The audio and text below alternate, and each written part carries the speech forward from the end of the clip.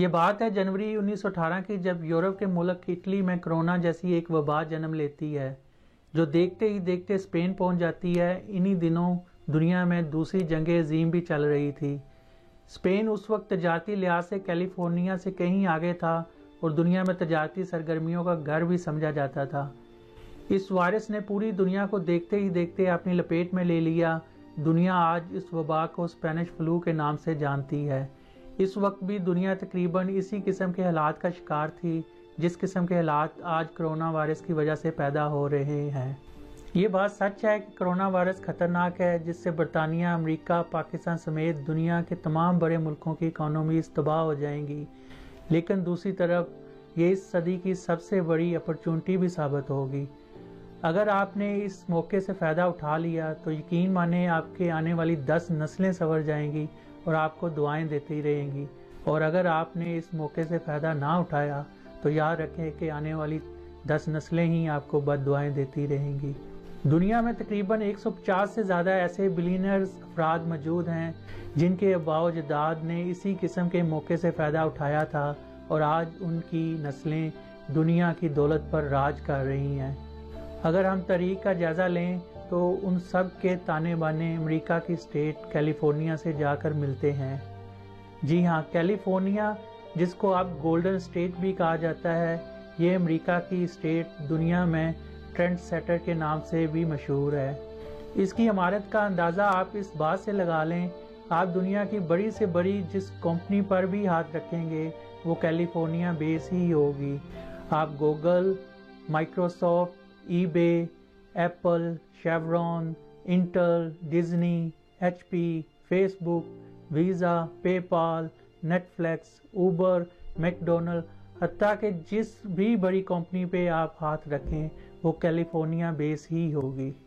California اکیلی دنیا کی 5ویں بڑی اکانومی ہے، جو حجم کے اعتبار سے یوکے، فرانس، انڈیا سے بھی بڑی ہے۔ آخر ایسی کیا بات ہوئی کہ کیلیفورنیا، جس کو پچھلی صدی میں کوئی پوچھتا نہیں تھا، آج اس مقام پر آ گئی ہے؟ جیسا کہ میں پہلے ہی بتا چکا ہوں کہ 1918 میں اسپینش فلو جیسی وبا پھیلی جو اسپین آ کر شدت پکڑنے لگی تھی۔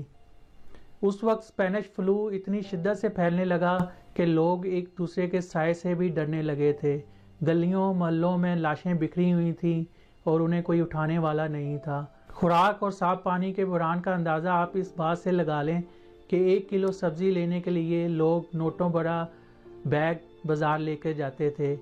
گٹروں کا پانی ابل رہا تھا اور سیوریج کا گندا پانی لندن کی پارلیمنٹ ہاؤس کے اندر تک جا پہنچا تھا۔ یہ اسپینش فلو جنوری 1918 سے لے کے دسمبر 1920 تک رہا۔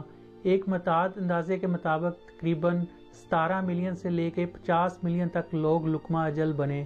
تاریخ کی بعض کتابوں میں مرنے والوں کی تعداد 100 ملین سے بھی زیادہ بتائی جاتی ہے۔ آج تک یہ وبا دنیا کی سب سے زیادہ جان لینے والی وبا مانی جاتی ہے۔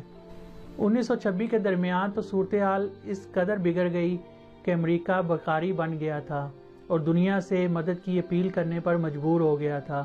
اس وقت بھی امریکہ سب سے زیادہ متاثر ہوا تھا۔ ملک سے کرنسی نوٹ ختم ہو چکے تھے اور تجارت تقریباً ختم ہو چکی تھی۔ جس طرح آج لاک ڈاؤن کی وجہ سے تقریباً تمام کارخانے اور کاروباری سرگرمیاں بند ہیں، اسی طرح کی صورتحال اس وقت بھی تھی۔ امریکہ کی بدحالی کا سلسلہ 1933 تک اسی طرح چلتا رہا۔ کیلیفورنیا امریکہ کی وہ واحد ریاست تھی جس نے اسپینش فلو کے دوران ہی خطرے کو بانپتے ہوئے اس پہ کام شروع کر دیا تھا۔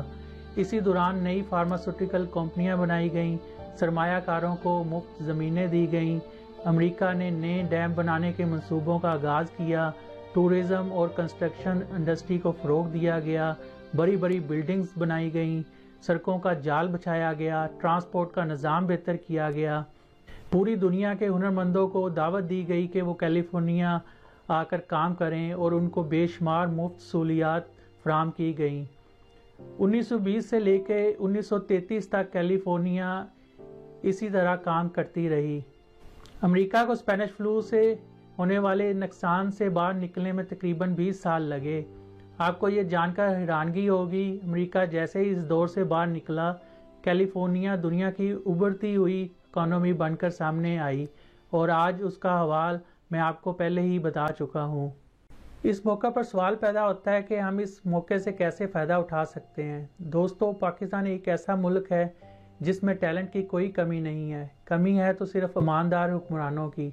Doctors, engineer, I T expert, سائنسدان، حتیٰ کہ پاکستان ہر شعبے میں ٹیلنٹ سے بھرا ہوا ہے۔ دوستو، اپنے ٹیلنٹ کو اپنے ملک کے لیے وقف کر دیں۔ اگر پاکستان کے حالات کا جائزہ لیں تو یہ بات سامنے آتی ہے کہ انشاءاللہ ہم اس حالات سے بہت جلدی باہر نکل آئیں گے اور صدی کے اس موقع سے فائدہ اٹھانے والا کوئی دوسرا ملک نہیں بلکہ پاکستان ہی ہوگا۔